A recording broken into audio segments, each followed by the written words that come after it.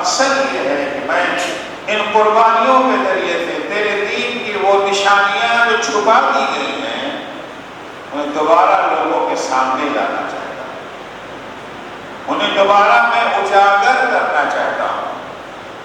وَنُظْهِرَ الْإِصْلَاحَ فِي بِلَادِ، تیرے ملک میں جو بدعنوانیاں پھیلی ہوئی ہیں، جو بدکرداری پھیلی ہوئی ہے، جو برائیاں پھیلی ہوئی ہیں، میں ان کی اصلاح کرنا چاہتا ہوں۔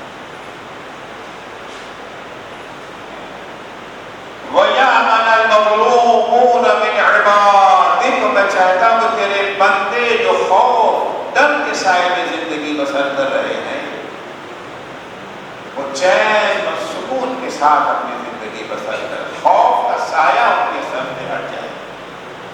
خوف کا سایہ تبھی ہٹے گا جب ظالموں کی حکومت ختم ہو، جب تک ظالموں کا دبدبہ رہے گا، جب تک ظالم لوگوں کے سروں پہ سوار رہیں گے، تب تک وہ چین سے رہ نہیں سکتا۔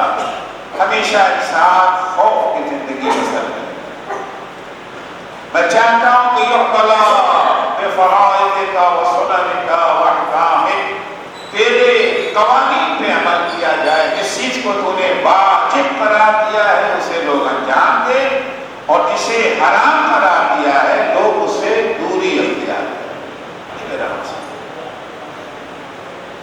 اب اس مقصد تک پہنچنے کے لیے امام نے حکمت عملی کیا بنائی ہے، کس طرح کی اسٹریٹجی امام حسین نے تیار کی، کس طرح سے وہ اللہ کی چھپی ہوئی نشانیوں کو اجاگر کرے، کیسے وہ اصلاح کے عمل کو انجام دیں گے، کس طرح سے مظلوموں کا چین اور سکون واپس دلائیں گے، کس طرح سے لوگوں کو واجبات اور محرمات پر عمل کرنے کے لیے تیار کریں۔ جو حکمت عملی امام نے تیار کی ہے، جو اسٹریٹجی امام کی ہے، اس میں سب سے پہلی چیز یہ ہے کہ لوگوں کو ان بیماریوں سے تو بتایا جائے کہ تم کس بیماری میں مبتلا ہو، ان خطرات سے ان کو آگاہ کیا جائے جو ان کی دنیا کو بھی تباہ کر رہا ہے اور ان کے دین کو بھی تباہ کر رہے ہیں، ان خطرات سے انہیں آگاہ کیا ہے، بتایا جائے۔ جب تک وہ خطرے کو پہچانیں گے نہیں تب تک وہ اس سے دوری کیسے اختیار کریں۔ انہی خطرات کی بنا پر اللہ کے دین کی نشانیاں دبا دی گئی ہیں، انہی خطرات کے ذریعے سے فتنہ و فساد اللہ کے ملک میں پھیلایا گیا ہے، انہی خطرات کی وجہ سے، انہی خطرات کو نہ سمجھنے کی وجہ سے مظلوم ظلم و ستم کی چکی میں پس رہے ہیں، انہی کی وجہ سے لوگ اللہ کے قوانین کو عمل نہیں کرتے، انہیں اپنے قدموں تلے روک رہے ہیں۔ ان خطرات میں سر فہرست جو امام حسین نے بیان کیا وہ بدعت کا خطرہ، تفسیر ذرا بدعت کو بتایا کہ بدعت کیا ہے؟ جو چیز دین میں نہیں ہے اسے دین بنا دیا ہے، اور جو دین میں ہے اسے دین سے نکال دیا۔ آج بھی آپ کو چیزیں نظر آئیں، بہت ساری چیزیں ہمارے آج تک دین سے کوئی تعلق نہیں، اور اگر وہ نہ کیا جائے وہ ہنگامہ ہو جاتا ہے، تو کافر ہو گیا ہے، تو بہاتی ہو گیا ہے، اس کا کوئی تعلق ان مذہب سے ہے نہیں، ہماری بنائی ہوئی رسمیں ہیں۔ اور بہت ساری چیزیں جو دین کا حصہ ہے انہیں لوگ نظر انداز کر دیتے ہیں، کسی کے کار میں جو بھی نہیں دیتے۔ جو دین کا حصہ ہے اسے دین سے بیگانہ بنا کر کے، اسے دین سے باہر کر کے ہم اپنے کو دیدار نہیں سمجھتے ہیں۔ امام نے سب سے پہلے بدعت کے خطرے سے ہم کو ہوشیار ہے۔ دوسری چیز امام نے جس خطرے کی نشاندہی کی وہ خطرہ یہ ہے کہ لوگ دین کو سیکنڈری حیثیت دے دیں، اس کی جو پرائمری پوزیشن تھی، یعنی دین ہر چیز پر مقدم ہے، دین کی خاطر سب کچھ قربان کیا جا سکتا ہے، لیکن کسی چیز کے خاطر دین کے بارے میں سمجھوتا نہیں چھوڑا جا سکتا۔ یہ دین کا یہ اصل تھا، کیا ہو گیا؟ نہیں، دین کو ثانوی حیثیت دی گئی۔ ہاں دین پر بھی عمل کر لیں گے، شرط یہ ہے کہ کاروبار پہ حرف نہ آئے، شرط یہ ہے کہ جان پہ حرف نہ آئے، شرط یہ ہے کوئی پریشانی نہ ہو، کوئی مشکل ہو، سب کچھ شانت رہے تو ٹھیک ہے، دین پر بھی عمل کر لیں، جبکہ دین اصل ہے۔ امام حسین نے بتایا، یہ سمجھایا کہ دین کی اتنی اہمیت ہے کہ حسین جیسا عظیم انسان اپنے کو دین پر قربان کر۔ ظاہر سی بات ہے جس چیز کو قربان کیا جاتا ہے، جس چیز پر قربان کیا جاتا ہے اس کی اہمیت زیادہ ہوتی ہے، اور جس چیز کو قربان کیا جاتا ہے اس کی اہمیت اس کے مقابلے میں کم ہوتی ہے۔ بچہ ہمارا بیمار ہو گیا، ڈاکٹر نے کہا 10 لاکھ روپے ملے، کوئی بات نہیں، 10 لاکھ نے قربان کیا، کس کے اوپر قربان کیا؟ اپنے بچے پہ قربان کیا۔ تو 10 لاکھ کی قیمت زیادہ تھی، ہمارے بچے کی قیمت زیادہ تھی۔ جسے قربان کیا جاتا ہے اور جس چیز پر قربان کیا جاتا ہے، جس چیز پر قربان کیا جاتا ہے اس کی قیمت زیادہ ہوتی ہے۔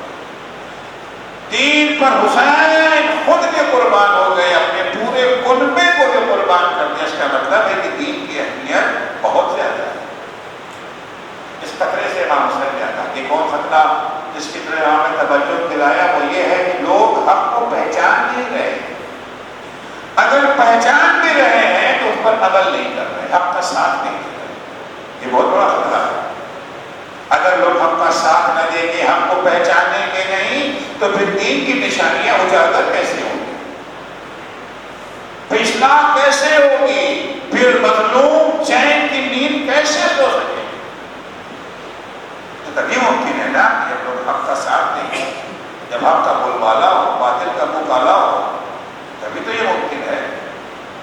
اس خطرے کی طرف حسین نے توجہ دلائی، یا لوگ حق کو پہچان نہیں رہے ہیں یا پہچان تو گئے ہیں مگر حق کا ساتھ نہیں دے رہے ہیں، حق پر عمل نہیں کر رہے۔ امام حسین اس خطرے کو لفظوں میں بیان فرماتے، الا ترون ان الحق لا يعمل به وان الباطل لا يتناهى عنه، کیا تم دیکھ نہیں رہے ہو کہ حق پر عمل نہیں کیا جا رہا ہے، باطل سے روکا نہیں جا رہا، دڑکنے سے باطل اپنی جولانی دکھا رہا ہے، کوئی اسے روکنے والا نہیں، مجھے ٹوکنے والا نہیں۔ ہاں، اگر کوئی حق کی آواز اٹھاتا ہے تو اسے ضرور ہر طرف سے اس پر حملہ کیا جائے۔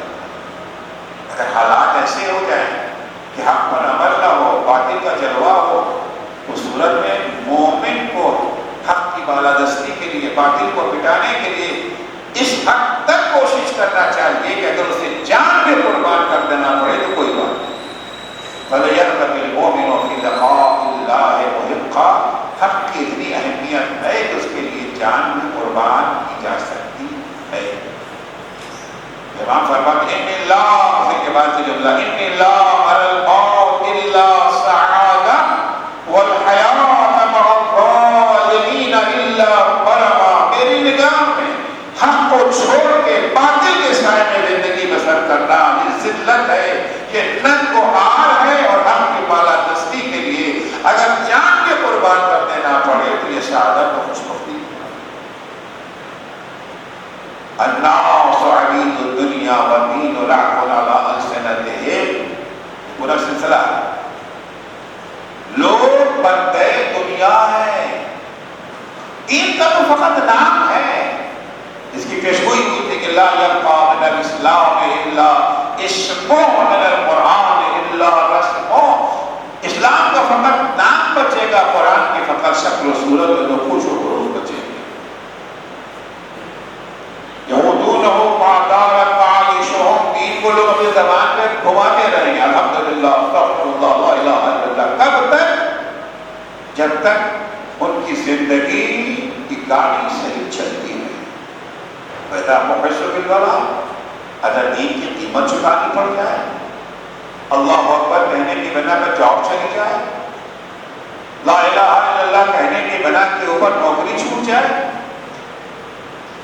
کل درمیانوں تو پھر دین کے طرفدار تھوڑے سے یہ خطرہ تھا کہ حق کو اہمیت نہ دینا۔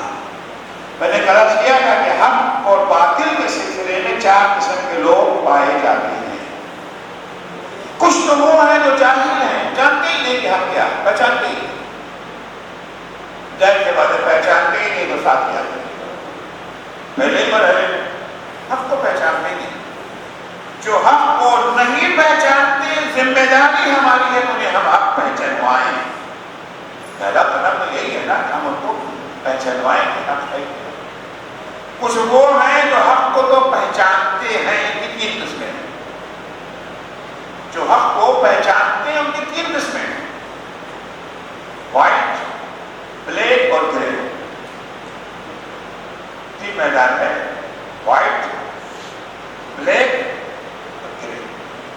کچھ وہ ہیں جو حق کو پہچانتے بھی ہیں اور حق کا ساتھ دینے کے لیے جان کو قربان کرنے کو تیار۔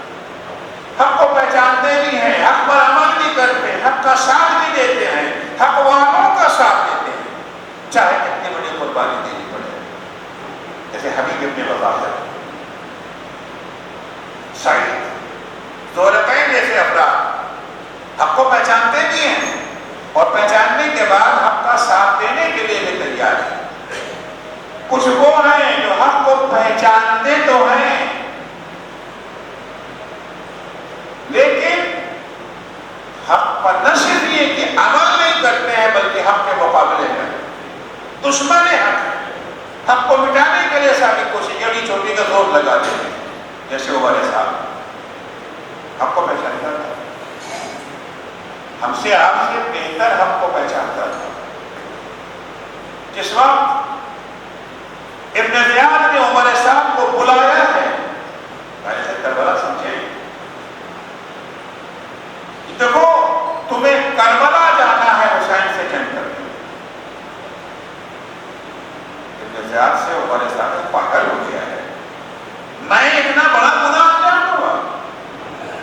یعنی قتل حسین کو گناہ سمجھ رہا ہے، حسین کو حق سمجھ رہا ہے، یتیم کو باطل سمجھ رہا، پتا ہے اسے سمجھانے کی ضرورت نہیں۔ نہیں میں ایسا گناہ نہیں کروں گا، میں خون حسین میں اپنے ہاتھوں کو آلودہ کر کے قیامت تک کے لیے لعنت کا ٹوپ اپنے گلے میں نہیں ڈالنا چاہتا۔ میں تو رہ جا رہا ہوں، یزید نے مجھے رہ کر گورنر بنایا۔ آپ نے کہا ہے وہ فرمان نامہ جس پر تمہیں گورنر بنا کر یہ ہے لکھ رکھ دیا کہ پہلے کربلا پھر رہے، اگر کربلا نہیں تو ہے کہ نہیں؟ اب جہاں ہم نے گڑبڑ ہو گیا نا، بلا کل سے گیا وہ سارا حسین حق پر ہے، یزید باطل پر ہے، حسین کے قتل میں اپنے ہاتھ کو آلودہ کرنا گناہ عظیم ہے، قیامت تک کے لیے لعنت کا توق سے دھرا رہے گا۔ لیکن اچھا مجھے ایک رات کی مہلت کو سوچنے یہی بات کھا گیا ہمارے ساتھ۔ پہلے مرحلے میں جو غلطی کر بیٹھا وہ یہی ہے، سوچنا کیا ہے بھائی؟ دن میں سورج نکلا ہوا ہے، کوئی صاحب آپ سے پوچھے دن ہے یا رات، ہمیں سوچنے کا موقع دیجیے، سوچ کے بتاتے ہیں سوچنا کیا، سورج کا چمک رہا ہے۔ حقانیت حسین سورج سے زیادہ روشن ہے، شک و شبہ گنجائش نہیں ہے، سوچ کے بتائیں گے۔ یہی پر ہے شیطان کے لیے عمر صاحب نے دروازہ کھول دیا، اگر عمر صاحب دروازہ نہ کھولے ہوتا تو ظاہر کو شیطان سوار نہیں ہوتا۔ شیطان زبردستی کسی پہ سوار نہیں ہوتا ہے جب تک کہ خود ہم اسے راستہ نہ دیں۔ ہم راستہ دیتے ہیں شیطان کو، راستہ تو میں صاف صاف کہتا کہ نہیں میں نہیں مانتا، بات ختم ہو گئی، نہ ملتی رہے گی حکومت۔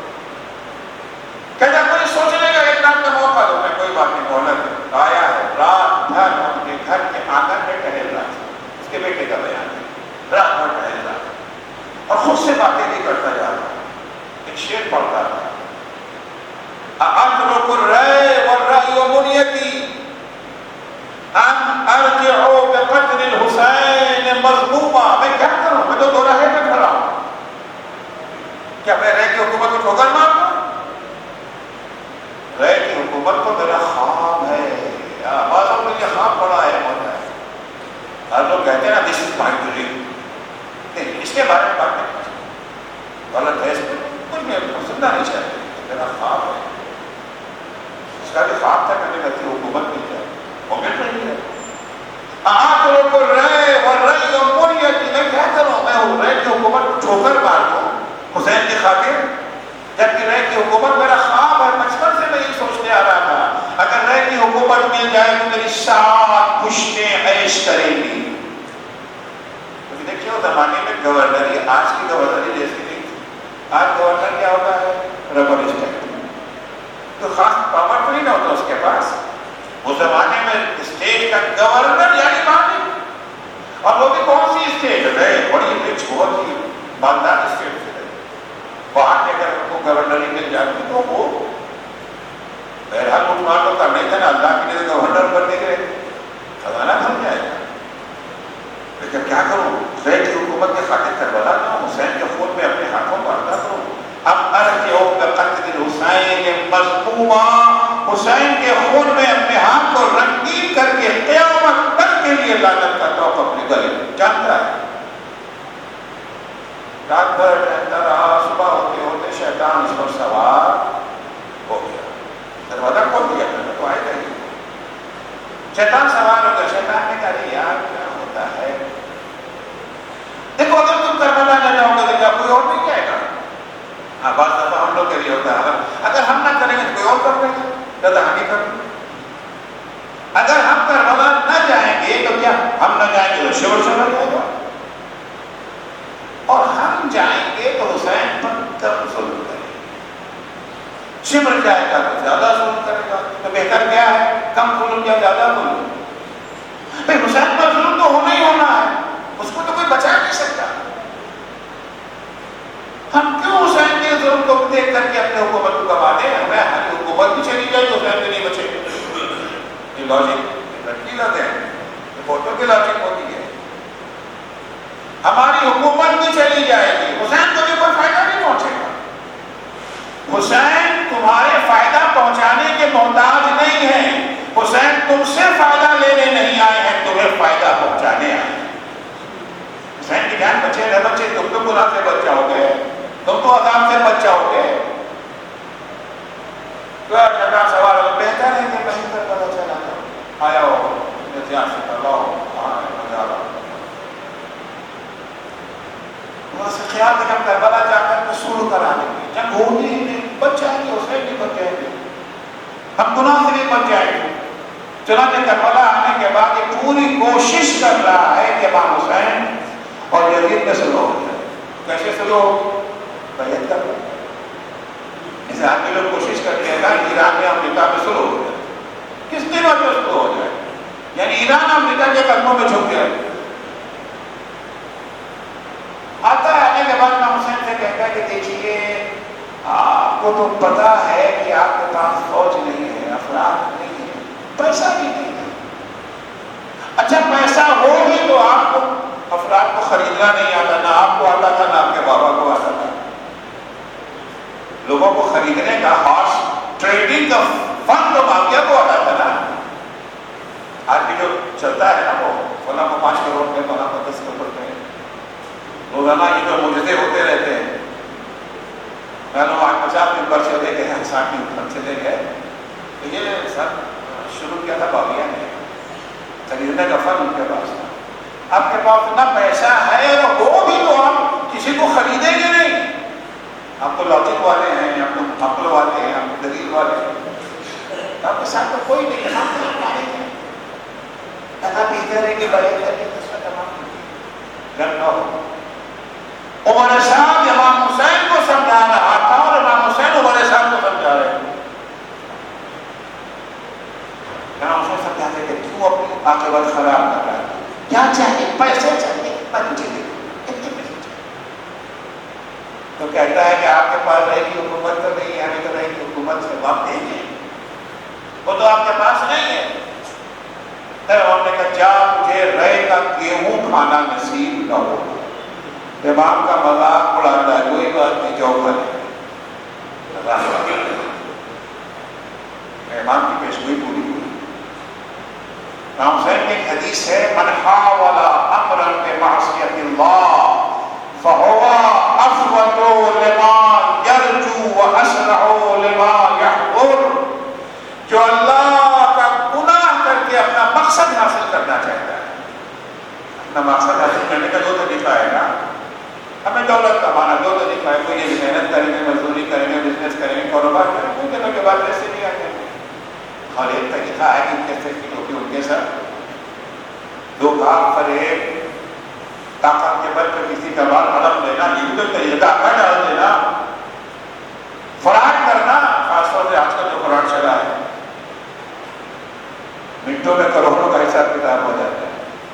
اس طرح سے 2 طریقہ ہے. امام فرماتے ہیں جو اپنا مقصد حرام طریقے سے حاصل کرنا چاہے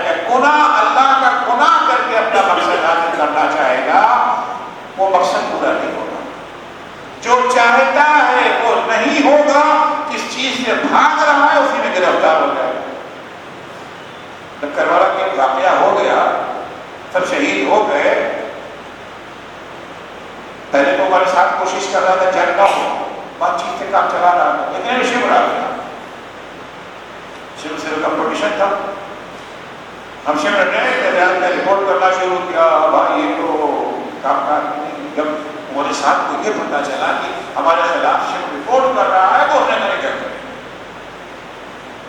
اور پھر ہمارے ساتھ نے وہ ظلم کیا جس کا اسے حکم بھی نہیں تھا، اگرچہ خوش ہوئے وہ لوگ۔ ابن زیاد نے کیا کہا، یا حسین سے بیعت دے لو یا حسین کے سر کاٹ لو، نہیں تھا نا، حکم نامے میں یہ نہیں تھا کہ حسین کی لاشوں کو گھوڑے سے پامال کر دو، خیام حسینی میں آگ لگا دو، یہ عمر سعد نے ابن زیاد کے دربار میں اپنا نمبر بنانے کے لیے کیا تھا تاکہ شیو کی رپورٹ اثر نہ کرے۔ جب اس نے حسین کے لاش کو گھوڑے کے ٹاپوں سے پامال کیا تو ابن زیاد خوش ہوا، اچھا لگا، لیکن آرڈر نہیں تھا۔ جب سب کچھ کام تمام کر کے سر حسین کو لے کر کے کوفہ پہنچا ہے، گیا ابن زیاد کے پاس، لاؤ وہ فرمان نامہ، میں جانا چاہتا ہوں، شاہ رہ جانا چاہتا ہوں۔ اس نے کہا نہیں، تم بھروسے کے آدمی نہیں ہو، میں نے سنا ہے کہ تم حسین سے خفیہ میٹنگیں کرتے تھے، تو تمہیں کیا مطلب میٹنگ کرتا تھا، تمہارا کام کیا کہ نہیں کیا، کام تو ہو گیا سر حسین، بیعت تو نہیں ملی، سر حسین تمہارے پاس ہے، کہا نہیں تم بھروسے کے آدمی نہیں، تم پر بھروسہ نہیں کیا جا سکتا۔ اس نے وہ فرمان نامہ آگ میں ڈال کے چلا دیا۔ حسین نے کہا تھا تجھے رہ کر گیہوں کھانا نصیب نہ ہوگا، جو اللہ کا گناہ کر کے اپنا مقصد حاصل کرنا چاہتے ہیں، مقصد کبھی پورا نہیں ہو سکتا، جو چاہتے ہیں وہ نہیں ملے گا، جس سے بھاگ رہے ہیں وہی ہوگا۔ دربار سے باہر نکلا کہتا ہوا کہ خسرت دنیا والآخرہ، میری تو آخرت بھی گئی، میری دنیا گئی، نہ دنیا ملی نہ آخرت پائی۔ تو بہت سے افراد ہیں جو حق کو پہچانتے ہیں، حق کو پہچاننے کے باوجود نہ صرف یہ کہ حق کا ساتھ نہیں دیتے بلکہ حق کے مقابلے میں آتا ہے۔ ہمارے ساتھ اس کی بہترین قسم بہت سارے لوگ ہیں۔ تیسری قسم ان لوگوں کی ہے جو گرے ایریے میں رہنا چاہتے ہیں، حق کو پہچانتے تو ہیں، حق کے مقابلے میں بھی نہیں آتے، مگر حق کا ساتھ بھی نہیں دیتے۔ حق کا ساتھ اسی وقت تک دیتے ہیں جب تک معاملہ گرم نہ ہو، جب تک ہماری پر آنچ نہ آئے۔ اس کی مثال ہے عبداللہ بن عمر۔ عبداللہ بن عمر دوسرے خلیفہ کے بیٹے، حق کو اچھی طرح پہچانتے تھے، فضیلت امام حسین کے قائل تھے، اپنے کاموں سے سنا تھا پیغمبر کو فرماتے کہ حسین بن دیوانہ من الحسین۔ دفعہ امام حسین کو دیکھا، آگے بڑھ کے امام حسین کے سینے کو چھونے لگے، خدا کی قسم میں نے اپنی آنکھوں سے دیکھا ہے رسول خدا اسی جگہ پر بوسہ دیتے ساتھ میں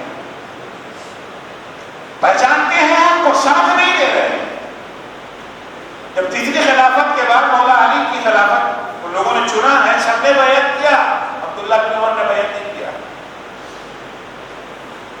پہچاننے کے باوجود ہم کا ساتھ نہیں دے رہے، مقابلے میں بھی نہیں آئے، صفین کی جنگ میں نہیں گئے مقابلے میں لڑنے، جمل میں بھی نہیں آئے مقابلے میں لڑنے کے لیے، لیکن بلیک زون میں نہیں گئے، گرے زون میں، ساتھ نہیں دیں گے ہم کو۔ اور یہی عبداللہ بن عمر ہیں جنہوں نے حجاج بن یوسف کے پیر پہ جا کر کے بیعت علی کے ہاتھ میں نہیں کیا تھا۔ جب حجاج بن یوسف آیا اور تو مار کاٹ شروع کر دیا، لوگوں کو پھانسی کو لٹکانا شروع کر دیا اور قتل عام شروع کر دیا، اور آدھی رات میں پہنچا حجاج بن یوسف کے دنوں محل پر، کیا بھائی میں بیعت کرنا ہے، یاد کرا کہ بیعت کر لینا، کہتے نہیں، رسول کی حدیث ہے من لم یعرف امام زمانہ مات میتۃ الجاہلیہ، جو اپنے زمانے کے امام کو پہچانے بغیر اس کے ہاتھوں پر بیعت کیے بغیر مر جائے، اس کی موت جاہلیت کی موت۔ میں کیا پتہ رات میں موت آ گئی تھی صبح ہونے سے پہلے، کیا بات ہے، ان کو یہ حدیث مولا علی کے زمانے میں یاد نہیں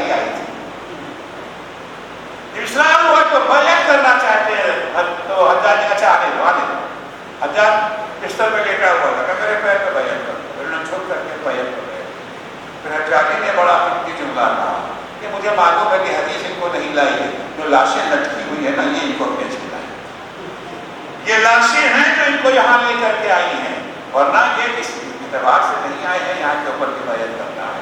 تو ان کی جملہ یہ ہے کہ جنہوں نے علی کے ہاتھ میں بیعت نہ کی وہ حجاج کے پیر پر بیعت کرنے پر مجبور ہے۔ حق کا ساتھ نہ دینے کی بنا پر سزا تو ملتی ہے اس سے۔ تو کچھ افراد وہ ہیں جو حق کو پہچانتے تو ہیں مگر حق کا ساتھ دینے کے لیے تیار نہیں ہوتے۔ اللہ یاد رکھیے گا یہ گرے والے جو ہے نا، گرے زون والے ہمیشہ بلیک زون والے کے مددگار ہوتے ہیں۔ جو لوگ حق کے مقابلے میں آتے ہیں وہ حق کے مقابلے میں آنے کے لیے انہی سے فائدہ اٹھاتے ہیں۔ یہ خاموش تماشائی والے جو ہے نا یہ حق والوں کو کام نہیں آتے ہیں، یہ باطل والوں کے لیے سواری کا کام کرتے ہیں۔ ان کی تعداد بہت زیادہ ہوتی ہے۔ اگر یہ گرے زون والے، اگر یہ خاموش رہنے والے، اگر یہ حق کو پہچان کے حق کا ساتھ نہ دینے والے، اگر یہ حق کا ساتھ دیے ہوتے تو کبھی بھی باطل کو حکومت کرنے کا موقع نہ ملتا۔ ہمیشہ انہوں نے اپنے خاموشی سے باطل کو فائدہ پہنچایا، جان بوجھ کے نہیں پہنچایا ہے لیکن فائدہ پہنچ جاتا ہے ان کی خاموشی سے۔ جب یہ خاموش رہتے ہیں بہت سے دوسرے افراد ان کو دیکھ کے خاموش ہو جاتے ہیں اور نتیجے میں ظالم کا ظلم کرنے کا خود ہی چھوٹ مل جاتی ہے، میدان کھلا مل جاتا ہے۔ اور ان کا وہی انجام ہوگا جو بلیک زون والوں کا انجام، جو سزا ان لوگوں کی ہے جو حق کے مقابلے میں آ جاتے ہیں، وہی سزا ان لوگوں کی بھی ہے جو حق پہچان کر کے حق کا ساتھ نہیں دیتے ہیں، باطل کے خلاف نہیں اٹھتے ہیں۔ رسول خدا کی وہ حدیث سے فرماتے ہیں نا، کوئی دیکھنے کے بعد جو حق کا ساتھ نہیں دیتے ہیں کانا حقا علی اللہ ان یدخلہ مدخلا، تو اللہ کو یہ حق ہے کہ جس جہنم میں اس دشمن حق کو بھیجے گا اسی جہنم میں اس خاموش تماشائی کو بھی بھیجے گا۔ یاد رکھیں حق کا ساتھ نہ دینے کا نتیجہ جو نکلتا ہے وہ نتیجہ باطل کی مدد کی شکل میں نکلتا ہے۔ ایک بات اور یاد رکھیے، باطل کبھی اپنے کو باطل کہہ کے میدان میں نہیں آتا۔ یاد رکھیے باطل ہمیشہ اپنے چہرے پر حق کی نقاب ڈال دیا۔ تو اگر باطل کہتے کہ میں باطل ہوں تو کوئی اس کا ساتھ نہیں دے گا۔ جو انسان فطری طور سے حق کا ساتھ دینا چاہتا ہے اگر باطل کے ساتھ چلا جاتا ہے تو یہی ہے کہ وہ سمجھتا ہے کہ ہم حق کا ساتھ دے رہے ہیں جبکہ وہ باطل کا ساتھ دے رہا ہوگا۔ جس وقت سامری نے گوشالہ بنایا تھا تو بچڑا جب جناب موسیٰ چلے گئے تھے کوہ طور پر تو یہاں اس نے فائدہ اٹھا کر کے اللہ کی وحدانیت سے نکال کے بچڑے کا پجاری بنا دیا تھا۔ تو بچڑے میں قرآن کہتا ہے کہ حضرت موسیٰ کے آثار کو ڈال دیا تھا، آثار رسول، جس کی بنا پر لوگ آواز نکلنے لگے، لوگ بھی پریشان ہو گئے، شادی حق ہے اور بچڑے کی پوجا کرنا شروع کر دیا۔ کبھی بھی باطل اپنے کو دکھا کے نہیں آتا کہ ہم باطل ہیں، اگر دکھا کے آئے تو اس کا ساتھ دے گا نہیں، تو فطرت اس کے خلاف ہے۔ مولا کائنات کا میں نے حدیث پیش کی نا، مولا کے فرماتے فلو ان الباطل خلص من نزاعة الحق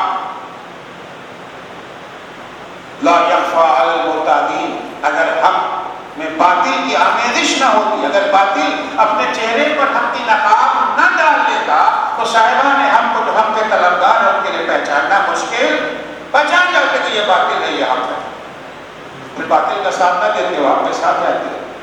وَلَوْ أَنَّ الْحَقَّ خَلَصَ مِنْ لَبْسِ الْبَاطِلِ انْقَطَعَتْ عَنْهُ أَلْسُنُ الْمُعَانِدِينَ، اور اگر حق میں باطل کو شامل نہ کیا جاتا تو پھر دشمنوں کی زبانیں خود بخود کٹ جاتی، وہ حق پر اعتراض نہ کر پاتے۔ لیکن مشکل یہ ہے کہ لَكِنَّ يُؤْخَذُ مِنْ هَذَا يَغْسُلُ وَمِنْ هَذَا يَغْسُلُ، ایک مٹھی حق ایک مٹھی باطل لے کے مکس کر دیا جاتا ہے، وہاں پر پہچاننا مشکل ہو جاتا ہے۔ تو هُنَالِكَ يَسْتَوْلِي الشَّيْطَانُ عَلَىٰ أَوْلِيَائِهِ، ایسے موقع پر شیطان پھر اپنے چیلوں پر سوار ہوتا ہے۔ جب بھی باطل میدان میں آتا ہے تو باطل کا طریقہ کار یہی ہے کہ باطل ہمیشہ حق کی نقاب اوڑھ کے آتا ہے. باقیہ دشمن حق ہے. اتنیوں سے حق سے الرجی ہے کہ جب اذان ہوتی تھی اور مؤذن کہتا اشہد ان محمد رسول اللہ تو غصے سے کانپنے لگتا تھا کہ پتا اس شخص نے اپنا نام اللہ کے نام کے ساتھ چوک دیا. نفرت کرتا تھا اذان سے، نماز سے، پیغمبر سے. لیکن ظاہر میں ہم تو خلیفہ رسول اللہ ہے. ظاہر میں کھل کے نہیں کہتا تھا. حتی یزید جو کھل کے کہتا تھا لعبت ہاشم بالملک فلا جاء خبر ولا وحی نزل. بنی ہاشم نے حکومت پر قبضہ کرنے کے لیے، حکومت کا کھلواڑ کرنے کے لیے یہ سب تینوں مذہب کی باتیں کی تھی. نہ کوئی وحی آئی ہے، نہ کوئی قرآن ہے. لیکن وہ یزید بھی اپنے کو خلیفہ رسول اللہ کہتا تھا. اپنے کو خلیفہ شیطان کو نہیں کہتا تھا، خلیفہ رسول اللہ. عمر صاحب جب اپنی فوج کو لے کے کربلا میں آیا تھا تو ظلم کی پہچان لے کے نہیں آیا تھا. اپنے سپاہیوں کیا کہتا تھا؟ خیل اللہ. وہ اللہ کا سپاہی کہتا تھا. جس وقت امام حسین کا سر قلم کیا ہے، اس کو حق کی فتح قرار دیا گیا ہے اور شکر کی نمازیں پڑھی گئی، شکر کا سجدہ کیا گیا ہے، شکر کا روزہ رکھا گیا ہے کہ ہم کامیاب ہو گئے. امام باقر فرماتے ہیں کہ لوگ یتقرب الی اللہ بدمہ، حسین کا خون بہا کر کے اپنے کو اللہ سے قریب کر رہے تھے. یاد رکھیے کہ ہمیشہ باطل جب آتا ہے تو عوریاں نہیں آتا ہے.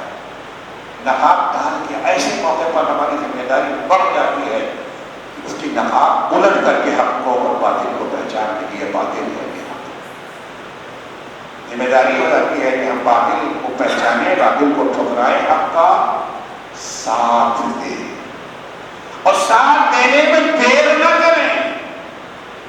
بعض دفعہ ہوتا ساتھ تو آتے ہیں مگر وقت گزر جاتے ہیں، ٹائم نکل گیا. اتنا جناب موسیٰ نے فرعون کو سمجھایا مگر حق ماننے کو تیار نہیں نہ ہوا.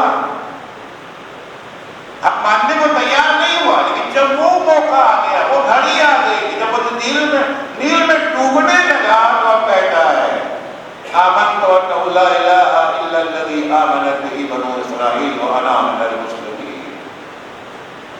میں ایمان لایا اس اللہ پہ جس کے سوا کوئی، جس پر بنی اسرائیل ایمان لائے ہیں نا، اس اللہ کے سوا کوئی رب ہی نہیں. اب تک تو اپنے کو رب کا دعویٰ کرے اور میں مسلمان ہو گیا. دیر ہو گئی. زلیخا نے حق کا اعتراف کیا مگر دیر سے یوسف کو بھیجوا دیا. بعد میں یہ سب بول کھل کر کہتے قالت، قرآن نے نقل کیا، قالت امرأۃ العزیز الآن حسس الحق انا راودته عن نفسه انه لمن الصادقین. اب حق واضح ہو گیا. سچ بات تو یہ ہے کہ غلطی میری تھی، یوسف کی غلطی نہیں، بے گناہ تھے یوسف سچے تھے، ان کو جیل میں ڈالا. حق کا ساتھ دیا مگر دیر سے. جو لوگ دیر سے حق کا ساتھ دیتے ہیں ان کے لیے دو ہو سکتا ہے اللہ ان کے گناہ کو معاف کر دے، ہو سکتا ہے اللہ انہیں عذاب کرے. قرآن میں وآخرون مرجون الی امر اللہ اما یعذبهم اما یتوب علیہم. ہو سکتا ہے اللہ انہیں معاف کر دے، ہو سکتا ہے ان کو عذاب کرے. زلیخا کو اللہ نے معاف کر دیا، فرعون کو عذاب کیا، فرعون کو معاف نہیں کیا. اس بات کا دھیان رہے کہ حق کو پہچانے، حق کو پہچاننے کے بعد حق کا ساتھ دینا چاہیے. حق کو تنہا کبھی چھوڑنے کی کوشش نہیں کرنا چاہیے. ایک بات اور یاد رکھیے گا، باطل کو ہمیشہ حق کے سہارے کی ضرورت ہے. باطل کو ہمیشہ حق کے سہارے کی ضرورت ہوتی. بغیر حق کے سہارے کے باطل آگے بڑھ ہی نہیں سکتا ہے. پیراسائٹ، جراثیم کو پنپنے کے لیے سالم جسم کی ضرورت ہے. کینسر کا جراثیم جو رسومہ جو ہے اگر سالم بدن نہ ہو تو آگے نہیں ہو سکتا. اسی طرح سے باطل کو پنپنے کے لیے بھی حق کی ضرورت ہے. پانی دیکھا ہے نا، سمندروں وغیرہ میں پانی کو جھاگ آتا ہے. قرآن مجید نے پانی کی مثال حق سے دی ہے، اور جھاگ کی مثال کس چیز سے دی ہے؟ باطل سے۔ پانی حق ہے، جھاگ باطل ہے۔ اللہ کہتا ہے کہ ہم نے آسمان سے پانی برسایا، انزل من السماء ماء فصالت اودیۃ بقدرها۔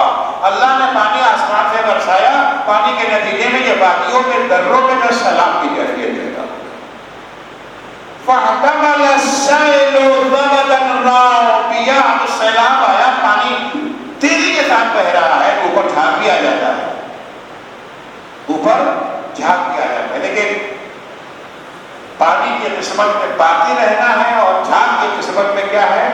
مٹ جانا ہے۔ اما الزبد فیذهب جفاء، سوکھ کے اڑ جاتا ہے، واما ما ينفع الناس فيمكث في الارض، جو لوگوں کے فائدے میں وہ باقی رہ جاتا ہے۔ تو حق ہمیشہ، باطل ہمیشہ حق کا سہارا لے کر کے آگے بڑھتا ہے، بقا نہیں ہے۔ جس طرح سے جھاگ بغیر پانی کے نہیں پیدا ہو سکتا ہے، پانی ہوگا تو جھاگ پیدا ہوگا، لیکن جھاگ زیادہ دن تک باقی نہیں رکھتا ہے۔ جاء الحق وزهق الباطل وكان الباطل زهوقا، حق آ گیا، باطل چلا گیا، باطل میں جانے والا ہے ہی۔ اس کو بہرحال یہ دھیان میں رکھنے کی چیز ہے۔ پہلی بات تو یہ ہے کہ باطل ہمیشہ حق کی نفاق ہو گیا۔ دوسری بات یہ ہے کہ ہماری ذمہ داری ہے باطل کو پہچاننا، باطل کو پہچاننے کے بعد حق کا ساتھ خاموش نہیں رہنا، چپ نہیں رہنا، اور ساتھ دینے میں بھی تاخیر نہیں کرنی ہے۔ توابین کا نام تو سنا ہوگا نا، کوفے میں 5000 تھے، امام حسین کا ساتھ تو نہیں دیا تھا، کیا وجوہات تھے وہ غلط سی بحث سے بہرحال امام حسین کی شہادت کے بعد انہیں اپنی غلطی کا احساس ہو گیا، ہم کیوں نہیں گئے، احساس ہونے میں تاخیر ہو گئی۔ انہوں نے تمام اپنے حسین کی آواز بلند کی، ان کا نعرہ تھا ماریں گے مر جائیں گے۔ یہ 5000 افراد نے دشمنان حسین سے جنگ لڑی، امام حسین کی شہادت کے بعد جنگ لڑی، نتیجے میں 5000 کے 5000 مارے گئے ہو۔ بہرحال ایک آدھ دو تین کو تو مار کے بھرا نا، تو اٹھے 2 ہفتے لیے، مگر دیر سے۔ اگر یہ امام حسین کے زمانے میں اٹھ گئے، اس وقت اگر حسین کا ساتھ دے دیا ہوتا، اس وقت اگر مسلم کا ساتھ دے دیا ہوتا، تو آج حالات یہ نہ ہوتے، کچھ اور ہی نہ ہوتے۔ حق کا ساتھ دینے میں جلدی کرنا چاہیے، تاخیر کرنے سے کوئی فائدہ نہیں ہوتا۔ اور حق کا ساتھ دینے کے لیے کبھی یہ نہیں دیکھنا ہے کہ ہماری تعداد کتنی ہے، ہم کامیاب ہو پائیں گے یا کامیاب نہ ہو پائیں گے۔ یاد رکھیے گا، کوئی بھی قربانی رائجہ نہیں جاتی، ضروری نہیں اس کا فائدہ آج ظاہر ہو۔ امام حسین کی قربانی کا فائدہ بھی روز عاشورہ ظاہر نہیں ہوا، روز عاشورہ تو اللہ ظاہر سب کچھ ختم ہو گیا نا، باطل جیت گیا، اب ختم ہو گیا، لیکن بعد میں اس کے اثرات ظاہر ہوئے۔ ہم بڑے جلد باز ہیں، ہم چاہتے ہیں کہ ہمارے عمل کا نتیجہ فوراً سامنے آ جائے۔ ہماری مثال اس شخص کی ہے جو بکرا پالتا ہے، بکرے کو چنا کھلاتا ہے، فوراً تولتا ہے کتنا گوشت بڑھا۔ ارے آج چنا کھلایا تو آج تھوڑی گوشت بڑھے گا، گوشت بڑھنے میں ٹائم لگے گا، ایک پروسیجر ہے، جب تک وہ طے نہیں ہوگا گوشت نہیں بڑھے گا۔ جو تحریک آج چلتی ہے ضروری نہیں اس کا فائدہ آج مل جائے، ہم تو آج چلنا چاہتے ہیں، نہیں، نتیجہ بعد میں نکلتا۔ ایران میں انقلاب آیا، امام خمینی کی قیادت میں آپ کیا سمجھتے ہیں؟ ایک دن کا کام تھا، 100 سال کی تحریک۔ شیخ فضل اللہ نوری شہید نے تحریک شروع کی، انہیں پھانسی دے دی۔ آیت اللہ کاشانی نے تحریک چلائی، شہید نواب صفوی نے تحریک چلائی، شہید آیت اللہ سعیدی نے تحریک چلائی، شہید آیت اللہ غفاری نے تحریک چلائی۔ شہید کر کے یہ زمانے میں کچھ نہیں ہوا، لیکن اس کی کا اثر تھا جو امام خمینی کے زمانے میں ظاہر ہوا۔ اگر آپ جب بلڈنگ بنانا چاہتے ہیں، پہلی اینٹ رکھتے ہیں تو کیا بلڈنگ بن جاتی ہے؟ نہیں۔ اب آپ کو کہہ رہے ہیں کسی نے بلڈنگ تو بنی ہی نہیں، چلو بھائی چھوڑو بھائی چھوڑ دو، تو بلڈنگ کبھی نہیں بنے گی۔ نہیں، ایک اینٹ رکھا وہ نیچے سے لے کے دوسری تیسری چوتھی پانچویں ہزار کی لاکھویں آخر میں بلڈنگ بن گئی۔ آج جو یہ بلڈنگ بنی ہے اس میں اس پہلی اینٹ کا بھی ہاتھ ہے کہ نہیں ہے؟ اگر وہ پہلی اینٹ نہ رکھی گئی ہوتی تھی بلڈنگ بن کے تیار نہ ہوتی، تو یہ نہ سوچیں کہ آج اگر ہم آواز اٹھائیں گے تو کیا ہوگا. ارے آج اٹھائیں تو آواز نہ. آج ہم اکیلے ہیں آواز اٹھانے والے کا 4 5 10 20 آپ آگے رہیں گے،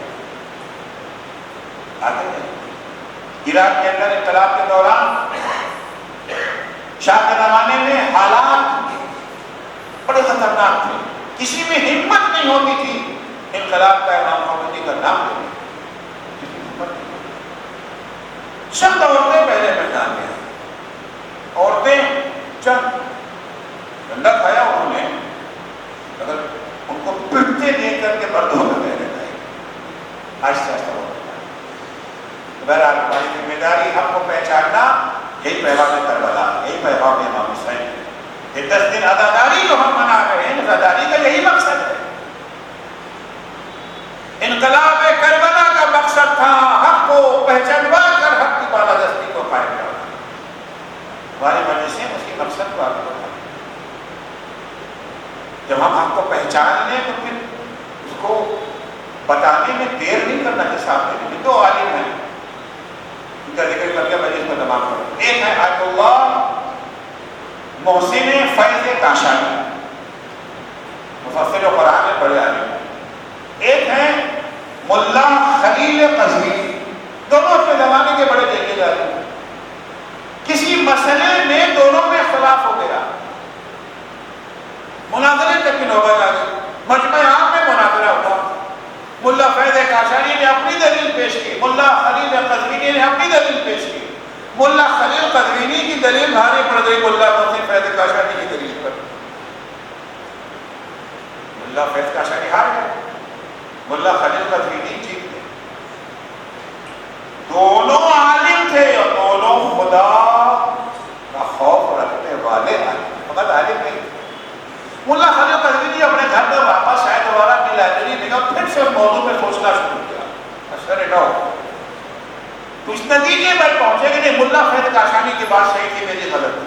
جن کے گھر سے ہم آئے ہیں باہر ان کی سے فوراً لائبریری سے باہر نکلے. قزوین سے کاشان کا سفر کو زمانے کا سفر بڑا مشکل تھا، اچھا خاصا دور ہے قزوین سے کاشان، میرے خیال میں کم سے کم 250-300 کلومیٹر تو ہوگا.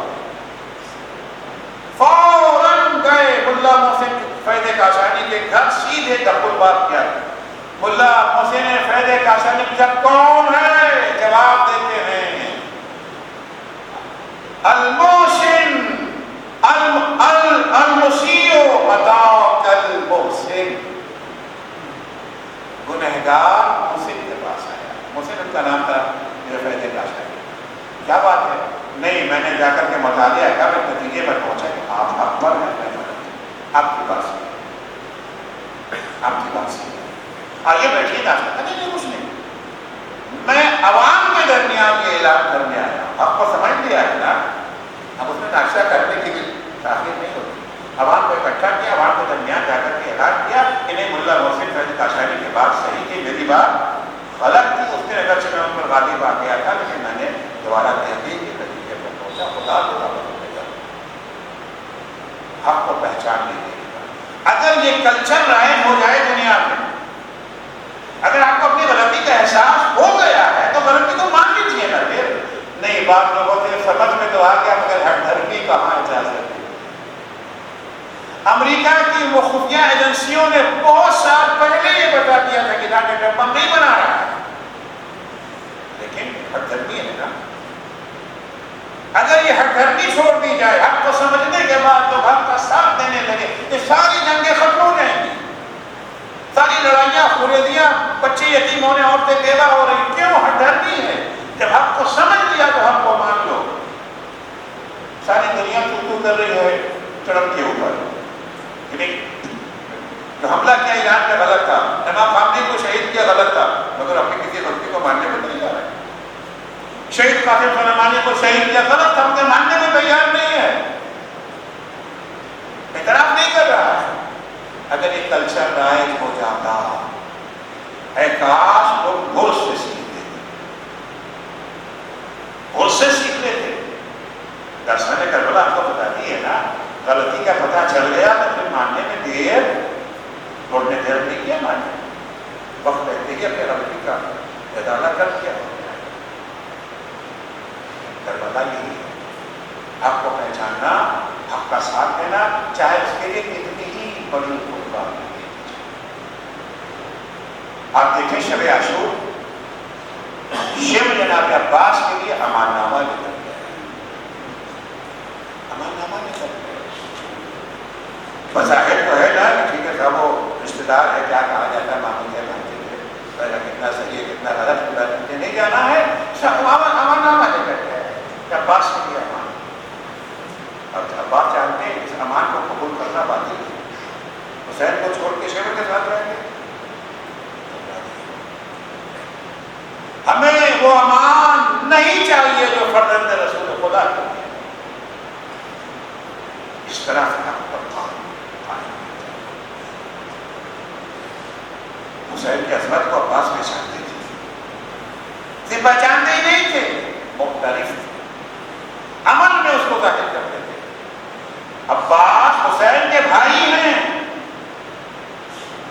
حسین کا درجہ پہچانتے، حسین کا رتبہ پہچانتے ہیں، جب ہمیشہ اپنے کو حسین کا غلام سمجھتے ہیں۔ دیکھیے عباس کی شخصیت تشکیل میں، شخصیت کے بننے میں دو چیزوں کا ہاتھ ہے، ایک ام البنین کے دودھ کا ہاتھ ہے، دوسرے علی کے لہو کا۔ زمانے کے سامنے جو عباس کا چہرہ نظر آیا وہ چہرہ ہے کہ ام البنین کے دودھ کے اثر کو دکھاتا ہے، علی کے لہو کے اثر کو دکھانے کا تو موقع ہی نہیں ملا۔ ام البنین جب شادی کر کے مولا علی کے گھر آتے ہی عظمت کو پہچان رہی ہے نا، ہم کو پہچان رہی ہے، اعتراف نہیں ہوتا ہے، آتے ہی اپنا سر علی کے چوکھٹ پہ اللہ کا شکر ادا کیا، اللہ تیرا تیرا تیرا لاکھ لاکھ شکر کہ تو نے مجھے اس گھر میں آنے کی توفیق عطا کی ہے جہاں فاطمہ جیسی عظیم خاتون رہا ہے۔ گھر میں داخل ہوئی، آنے کے بعد بچوں کے قدموں پر اپنا ہاتھ رکھ دیا، حسن و حسین زینب و کلثوم کے پیر پر اپنا ہاتھ رکھ دیا۔ ظاہر سی بات ہے علی کی بیویاں ہیں تو حسن حسین کی ماں کہلائی جائیں گے نا، ان کی ماں ہے، ہاتھ رکھ کے کہتے بچوں ماں بن کے نہیں آئی ہوں، کنیز بن کے آئی۔ ماں کہنے کا حق ہے انہیں، کبھی بھی اپنے وزن کی ماں نہیں سمجھا، زینب و کلثوم کی ماں نہیں کہلایا، ہمیشہ اپنے کو کنیز۔ یہ ہے ام البنین کا اثر، اور یہی اثر آپ کو عباس میں نظر ہے۔ عباس حسین کے بھائی ہیں مگر ہمیشہ اپنے کو حسین کا غلام ہی سمجھا۔ شب عاشور عمر سعد سے ایک جو ہے ملاقات طے پائی ہے۔ اب ملاقات میں یہ طے ہے کہ حسین اکیلے آئیں گے، عمر سعد اکیلا آئے گا، حسین کے ساتھ حسین کا بیٹا بر ہوگا اور عمر سعد کے ساتھ اس کا بیٹا ہوگا، بس اور کوئی نہیں۔ امام حسین والے کے مطابق ملاقات کے لیے گئے، تھوڑی دور گئے تھے، احساس یہ ہوا کہ پیچھے سے کوئی چلا آ رہا ہے، اسے آنے کی آواز آئی، پلٹ کے کیا دیکھا، ابو الفضل عباس علی کا شیر سر جھکائے ہوئے حسین کے پیچھے پیچھے چلا آ رہا ہے۔ حسین رک گئے، بھیا عباس میں تمہیں منع تو نہیں کر سکتا کہ میرے ساتھ نہ ہو، لیکن بھیا آج طے یہ پایا۔ عباس نے کہا آقا میں بھی اس معاہدے کی خلاف ورزی نہیں کرنا چاہتا، لیکن آقا ذرا عمر سعد کے پیچھے تو دیکھیے، عمر سعد کے پیچھے اس کے بیٹے کے علاوہ اس کا غلام بھی چلا آ رہا ہے۔ ارے عمر سعد کا غلام تو آ سکتا ہے، آپ کا غلام نہیں۔ ہمیشہ عباس نے اپنے کو حسین کا غلام ہی سمجھا، اور ایک تعلیم لہو شجاعت عالمی، اس کو تو ظاہر ہونے کا موقع ہی نہیں ملا۔ شب عاشور ہے، جناب عباس پہرا دے رہے ہیں، جناب ذوالقرنین سے ملاقات ہو گئی، ذوالقرنین نے عباس کو دیکھ کے عباس تمہیں ایک بات یاد دلانا چاہتا ہوں، علی نے اللہ سے تمہیں آج ہی کے دن کے لیے مانگا تھا۔ ایک دفعہ جناب عباس گھوڑے پہلائی لے کے کیا تجھ کے ہونی یاد ہے اے تو ہے کیا تم مجھے جوش شجاعت دلا رہے ہو دن کل تک سورج نکلنے دو زمانہ دیکھنے کی شجاعت ہے نہیں کرنا لیکن ہائے افسوس عباس کی حسرت دل ہی میں رہی گئی ہائے وہ جوش شجاعت پہ وفا کے پہرے ایک دریا تھا جسے اذن روانی نہ ملا حسین اجازت ہی کب نہیں بھائی حسن کے جنازے پر تیروں کی بارش ہو رہی ہے جیسے ہی عباس نے دیکھا جوش شجاعت معجزہ ہوا تلوار نکالنا چاہیے حسین نے ہاتھ بڑھا دیا نہیں بھیا عباس نہیں عباس کے اپنے کو ہمیشہ یہ تو غلام سمجھتے ہیں نا آقا کا حکم ہے کہ چو چلا نہیں ایک لفظ عباس نہ کرے جب فرات کے کنارے سے خیمے ہٹائے جا رہے تھے عباس نے تلوار نکال لی حسین نے ہاتھ رکھ دیا نہیں بھیا نہیں پھر عباس نے کہا کہ امام یہی تو ہے نا دیکھو غلام سمجھ رہے ہیں بندگی کا تقاضا یہی ہے کہ آقا کی منشا کے خلاف کوئی قدم نہ اٹھائے صبح عاشور نمودار ہوئی بڑی تمنا ہے شجاعت حیدری کو دکھانے کا علی کے لہو کا اثر دکھانے کا جب بھی عباس مولا کے پاس آتے آقا اجازت امام فرمانے لگتے تھے بھیا عباس تم تو میرے لشکر کے علمدار لیکن ایک موقع وہ بھی آیا کہ عباس نے کہا کہ مولا تو لشکر ہی کہاں رہا جس کا ہمیں علمدار تھا عباس اور حسین میں گفتگو ہو ہی رہی تھی اچانک خیمے سے بچوں کی آواز آئی علمدار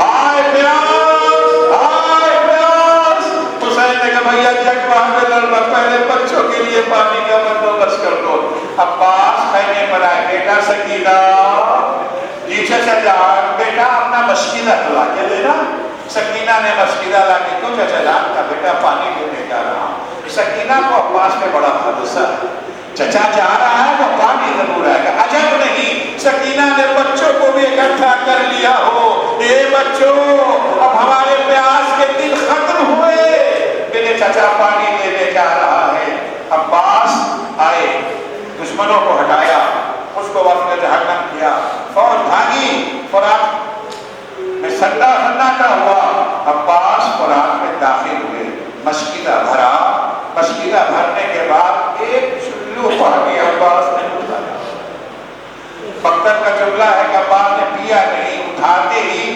فذکر عطش الحسین عباس کو حسین کی پیاس یاد آئی اپنے نفس عباس کیا تو حسین کے بعد جینا چاہتا ہے ارے آقا پیاسا ہے تو کیسے پانی پی لے گا عباس نے پانی کو پھینکا مشکلہ بھرا اب تیزی کے ساتھ عباس خیمے کی طرف جا رہے ہیں عباس کے بعد ایک ہی آرزو ہے ایک ہی تمنا ہے کسی طرح سے پانی خیمے میں پہنچ جائے عباس کو اپنی زندگی کی پرواہ نہیں ہے ایک شقی نے چھپ کے عباس کے داہنے بازو پر حملہ کیا داہنا بازو کٹ گیا عباس نے تیزی سے مشکیلے کو بائیں بازو پہ لیا بایاں بھی کٹ گیا عباس نے مشکیلے کو دانتوں سے پکڑ لیا اب پوری کوشش ہے کسی طرح میں خیمے میں پانی پہنچ جائے ارے سکینہ سے پانی کا وعدہ کر کے عباس آئے ہیں تیزی سے بڑھنے جا رہے اچانک ایک تیر آیا مشکیلے پہ لگا مشکیلہ چھلا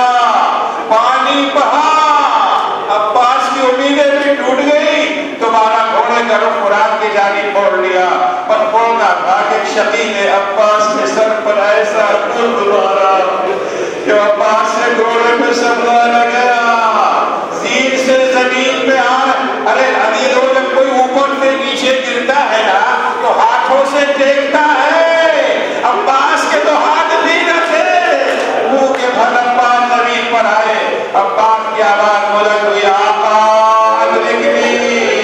آقا میری مدد کیجئے کہتے ہی آواز حسین نے سنی حسین کے زبان کا جملہ آیا اللہ ان کا سارا لہری بھیا آواز میری کمر ٹوٹ گئی وقلت بھی لگتی راہ چارہ مسدود ہو گئی بھیا جو آنکھیں چین سے سوتی تھی اب انہیں سونا نصیب نہ ہوگا اب زینب و کلثوم چین سے سو نہ سکے گی حسین تیزی سے عباس کے لاشے کی طرف بڑھے راستے میں ایک ہاتھ ملا، دوسرا ہاتھ ملا، ہاتھوں کو اٹھاتے ہوئے عباس کے زخمی جسم کے پاس پہنچے ہیں، کیا دیکھا؟ شیر ایڑیاں رگڑ رہا ہے، ایک آنکھ میں خون بھرا ہے، ایک آنکھ میں تیر پیوست ہے، سر شکافتہ ہو چکا ہے۔ حسین عباس کے سرانے بیٹھ گئے، عباس کا سر آہستہ سے اٹھا کے حسین نے اپنے زانوں پہ رکھ دیا۔ جیسے ہی عباس نے محسوس کیا کہ عباس کا سر حسین کے زانوں پر، فوراً اپنا سر ہٹا لیا۔ حسین نے کہا کہ بھیا کیا بات ہے، بھائی سے ناراض ہو گئے ہو کہ آنے میں تاخیر ہو گئی؟ حسین کہتے ہیں عباس کہتے ہیں یہ میری کہاں جرأت، پھر کیوں ہٹا لیا؟ کہ آقا مجھے یہ غم کھائے جا رہا ہے، میرا سر تو آخری وقت آپ کے زانوں پر، آپ کا سر کس کی آغوش میں ہوگا؟ ارے عباس فکر نہ کرو، ماں بقی سے آ چکی ہوگی، جب حسین گھوڑے میں ڈگمگا رہا ہوگا، فاطمہ کی آواز اے میرا میری آغوش میں آ جا۔ اجرکم اللہ۔ حسین عباس کے سرانے بیٹھے ہوئے ہیں۔